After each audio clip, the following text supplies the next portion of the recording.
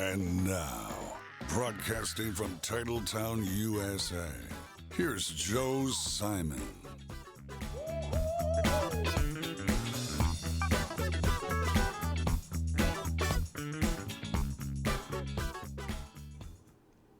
Welcome back to the Joe Simon podcast. Always glad to see you and appreciate the moments you give us. This is where we try to talk about insurance-related issues that are real, try to hit home and get you to think, to be well-educated, to be good decision makers. That's the goal. And if you're a well-educated anything, you're just going to be better at what you do and making your decisions. So today we're talking about long-term disability insurance, or a better term for that, which makes it real, is income replacement coverage.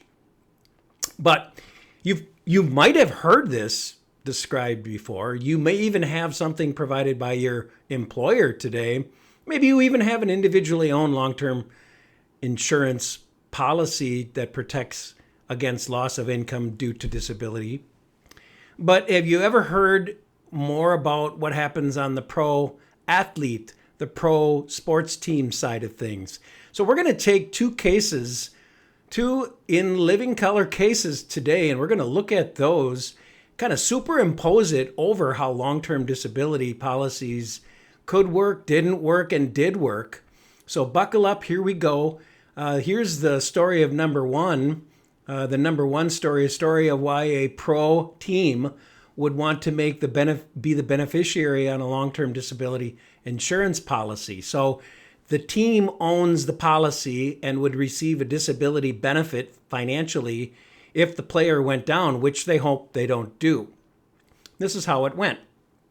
When the New York Jets renegotiated Aaron Rodgers' contract after trading for him, they didn't buy an insurance policy to secure a portion of the $37 million in guaranteed money owed to the quarterback in 2023. How soon we forget.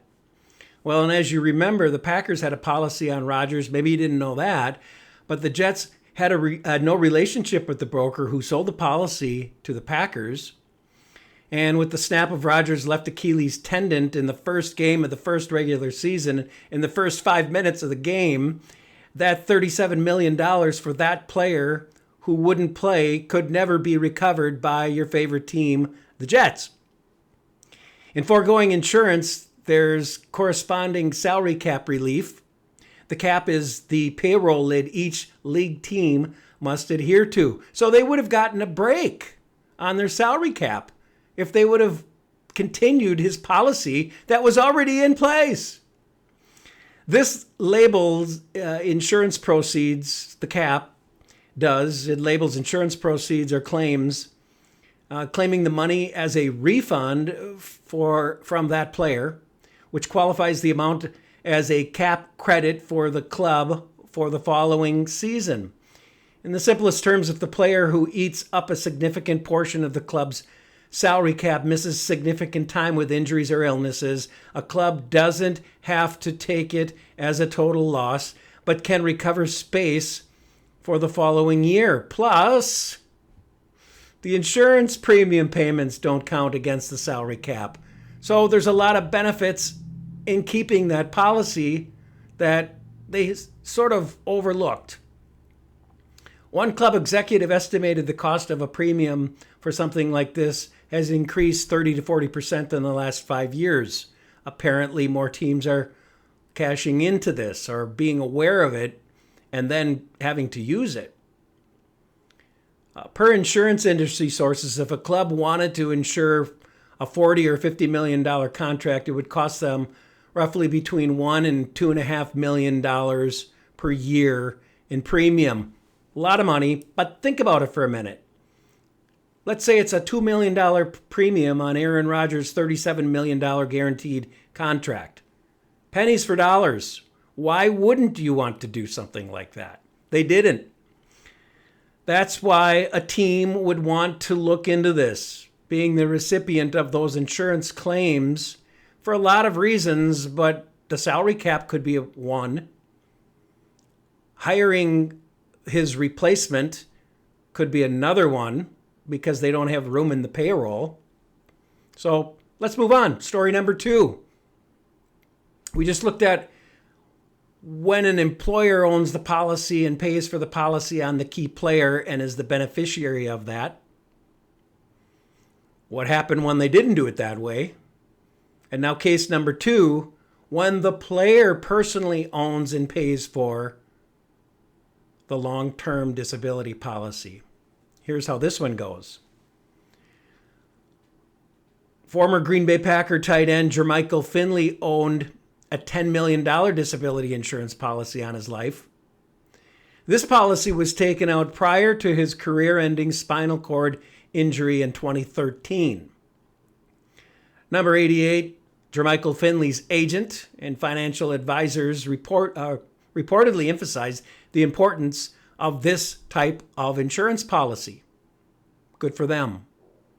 The policy ensured that if his injury prevented him from ever being injured in football, he would be able to collect a $10 million tax-free benefit. While Finley explored a potential return to the NFL after recovering from his injury, he ultimately chose to retire in October of 2015 and collected on that policy. Lots of questions, lots of plan designs that could be played into this, lots of different types of contractual language, not so much on his football player contract, but in his insurance policy contract. So let's dig into what that policy's language said. Here are some of the details. Finley suffered a spinal cord contusion and underwent surgery to fuse his C3 and C4 vertebrae in his neck. Despite being medically cleared to play again after 6 months of rehab, he remained unsigned as a free agent. Finley cited that the guaranteed money from his disability policy was more than he would have received in a new contract following that injury. Keep that in mind. He later sought treatment at a neurological clinic for lingering cognitive issues related to concussions, describing the experience as having his brain reset. Jermichael Finley's ability to collect on his $10 million disability insurance policy hinged on specific terms, which appeared to be complex, somewhat unique, and this is what was in his insurance policy. Career-ending injury, and it defined that by not being able to do his occupation. What we look for often is an owner occupation clause. Without it, it's very broad. Here's an example. Let's say he was a tight end, and let's say he was disabled like he was, and the Packers offered him a job to be the tight end coach. Not the player, but the coach. So he could still receive an income. Well, that's not his occupation.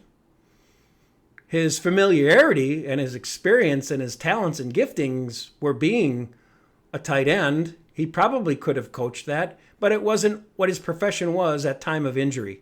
Owner occupation, clear, concise, without debate. That's what his profession was, a tight end. Here's another one, not playing in the NFL, specific to his profession when disabled. So he wasn't coming back to play in the NFL at the same level he was at before that injury. Another one, time frame. Oftentimes, in all cases, not just oftentimes, in all cases, the policy design will have a waiting period or a probation period. So the policy's in place, and now the insured wants to file a claim. There's going to be a waiting period, sort of a cooling off period for the doctors on both sides, the insurance company and the person being insured, to get together and really analyze what's going on and defining that it is in fact going to be a long-term career-ending injury. And in this case, he had a 6-month waiting period on that particular policy. Another one is how the policy is paid. It could be lump sum. It could be over a period of time. It could be over his lifetime. In this particular case, it was a lump sum payout once he satisfied the requirements at that 6-month waiting period. Key phrase here, tax-free $10 million. We're going to talk about that. Could Finley have collected the insurance money and returned to the NFL later? Terms like career-ending injury as well as end-around prevention are usually in place in policies like this. So if he decided in 3 years to come back to the league and play and he begins a new career that way, earning money doing that, there more than likely is a clause there that claws back all of the money that was paid to him, because in reality it wasn't a career-ending long-term disability. Remember, clawback. Look for phrases like that. Look for defining the career-ending ability, and that pretty much shuts him down from going back and ever returning as a player receiving an income. Finley himself acknowledged the difficult choice between guaranteed tax-free $10 million benefits and the desire to continue playing, noting that signing a contract would make him ineligible for the insurance if he played a certain number of games. Around 14 days or 2 games was in his contract. This is where it gets interesting. Long-term disability policies require outside medical review of the person in concert with the personal physicians involved. The medical determination is always a foundational procedure in the long-term disability policy benefit payouts. To qualify for benefits, there is usually a requirement for a medical determination that the disability will prevent that person from returning to play in their occupation previous to that career-ending illness. Finley was medically cleared to play, which would have complicated claims being paid purely on the career-ending disability definition. In this case, there appears to be a unique term called policyholder choice. Ultimately, Finley's decision to pursue the insurance claim rather than sign a new contract and return to play reflected his choice to prioritize the financial security of that $10 million payout over continuing to play in the NFL. This suggests the policy structure likely presented a definitive choice between the two paths once the claim process was initiated and moved towards settlement. Here's some final thoughts. How does this pertain to you, to your key employees, to your business, to your organization, to your church, to your nonprofit organization, and its key players? Could your organization look into the risks and rewards of such a policy, being the beneficiary of the payout? Similar to what the Packers did with Aaron Rodgers. What benefits are there in doing this in your case? What about you owning a personal long-term disability policy, weighing the costs, the risks, the rewards to such a policy, just like Jermichael Finley did? And lastly, if you're a business owner with a partner or partners, what about looking into the business guarantees of ensuring a buyout due to permanent disability, having this as an attachment to your buyout or your buy-sell agreement? Having that guarantee of at least 65% of the value of your partner, your disabled partner, or you, if you're the disabled partner, to make sure the money can be timely delivered after a waiting period, really taking the stress and the question of whether or not the organization is going to survive once that departed disabled person has to leave. So big questions. Tried to paint a picture that is real for you today. As always, reach out to me. I'd love to talk to you about the questions you get from listening to today's podcast right here on the Joe Simon Podcast. You've been listening to the Joe Simon Podcast. Big ideas with powerful stories and real-time solutions. Business succession planning, executive benefits, employee benefits, tax beneficial savings, and more.